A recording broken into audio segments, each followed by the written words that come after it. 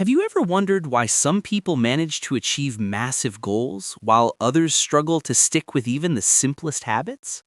Why can one person become a professional athlete while another can't commit to hitting the gym once a week? The secret isn't willpower or luck. It's something far more powerful. James Clear, in his book Atomic Habits, calls it the magic of small improvements that create big transformations. He shows us how improving by just 1% every single day can change your life completely in just 1 year. Think about it. 1 year of small, steady gains makes you 37 times better than you are today. But getting 1% worse each day? You'll nearly hit zero. That's the power of compound growth, not only in money, but in every area of life. Here's the truth. Big habits don't fail because you're weak. They fail because you're focusing on the wrong thing. Most people obsess over goals, lose weight, read 50 books, run a marathon. But goals are temporary. The moment you hit them, you slide back into old habits. Winners focus on systems, the small routines that lead to results. And deeper than that, they focus on identity. Don't say, I want to read a book. Say, I am a reader. Don't say, I want to run. Say, I am a runner. The change isn't just in words. It's in how you see yourself. And when your identity shifts, your habits stick. So how do we actually apply this? James Clear gives us a powerful 4-step framework based on the habit loop: cue, craving, response, reward. Every habit you have, good or bad, runs through this cycle. And by understanding it, you unlock the power to build the habits you want and break the ones holding you back. The first law: make it obvious. Most people think they lack motivation, but the truth is, they lack clarity. Before starting a new habit, you need to be crystal clear about what you'll do and when you'll do it. That's why the habit stacking technique is so effective. Instead of relying on time and place, you link your new habit to an existing one. For example, after I pour my coffee, I will meditate for 1 minute. But clarity alone is not enough. You also need to design your environment to support good habits.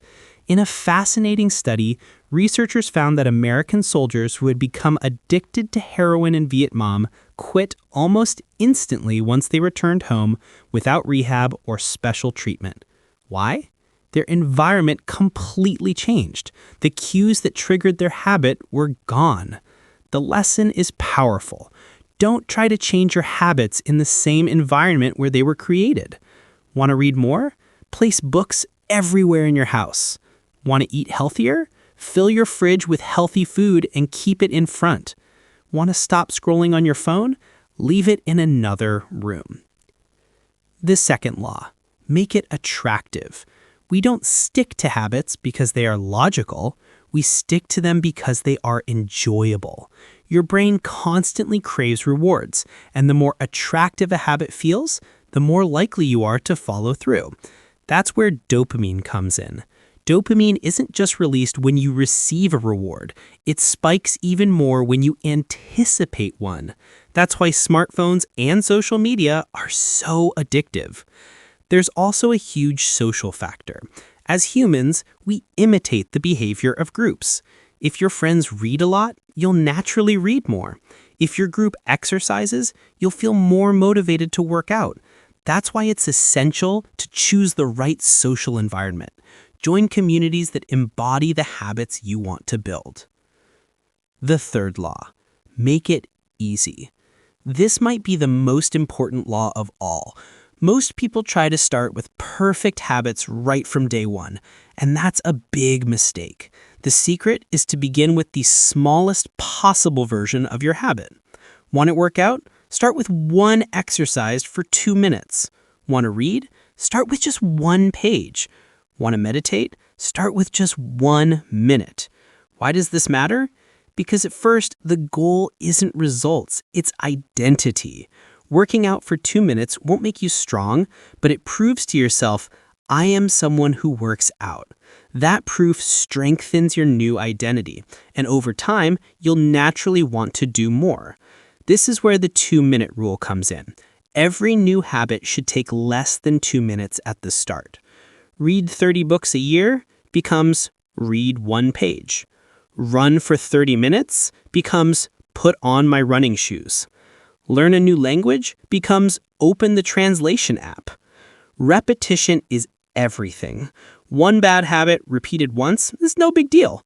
Repeat it 1,000 times, it shapes your future. The same with good habits. It's not about size, it's about consistency.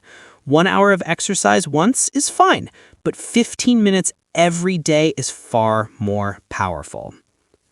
The fourth law, make it satisfying. We repeat what feels rewarding. If a habit isn't enjoyable or satisfying, you won't stick with it for long. But here's the challenge. Good habits usually require long-term thinking. The solution? Find ways to make them satisfying immediately. Want to save money?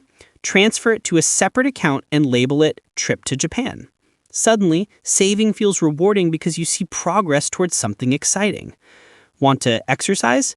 Give yourself a small reward afterward, like watching your favorite show or having a healthy snack you love. But what happens when you fail? Life will always interrupt you. You will mess a habit sometimes. That's normal. The key is to get back on track as quickly as possible. Missing once is an accident. Missing twice in a row is the start of a new habit. Successful people aren't perfect. They're just better at recovering fast. There's even an advanced strategy. Create immediate consequences for skipping your habit. For example, if you don't exercise today, you donate $100 to charity. If you don't write 500 words, you clean the bathroom. The cost of not doing the habit suddenly becomes greater than the cost of doing it. The beauty of James Clear's system is that it focuses on the process, not the outcome. When you focus on building a strong system of habits, the results take care of themselves. You don't need superhuman willpower or endless motivation. You just need a smart system and the patience to let it work. In the end, Atomic Habits is not just about productivity hacks. It's a blueprint for real, lasting transformation.